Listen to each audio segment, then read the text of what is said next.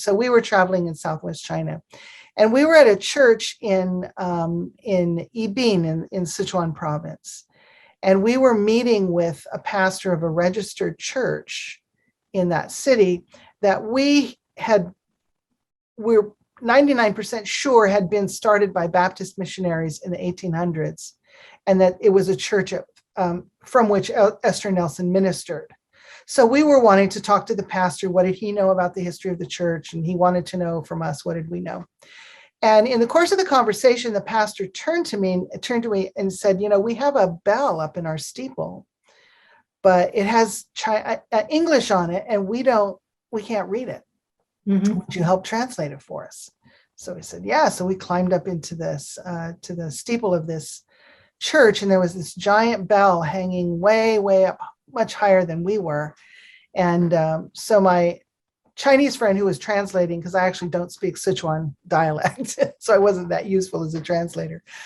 He climbed up and started reading the inscription on the bell.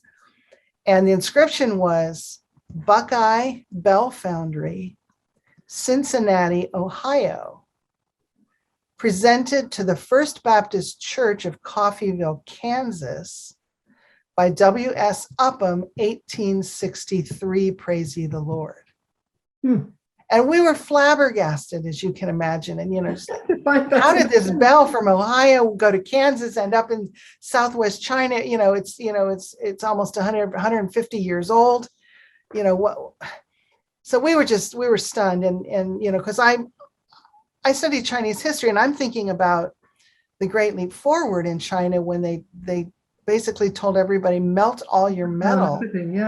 And we'll make bombs and, retake Taiwan. And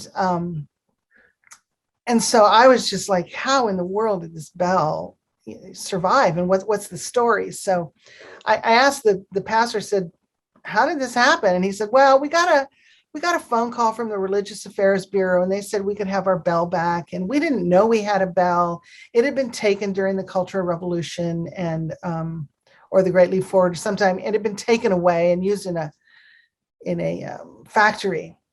And I looked at him and I said, how did this survive the Great Leap Forward?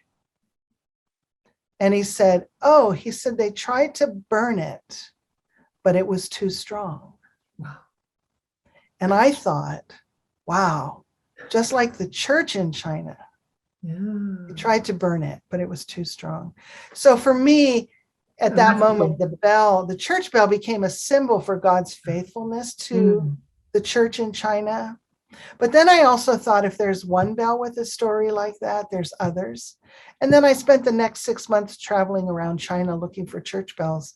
And my book is a story of 10 church bells that I found. And it's really the story of God's faithfulness to the church in China as told through the stories of 10 bells.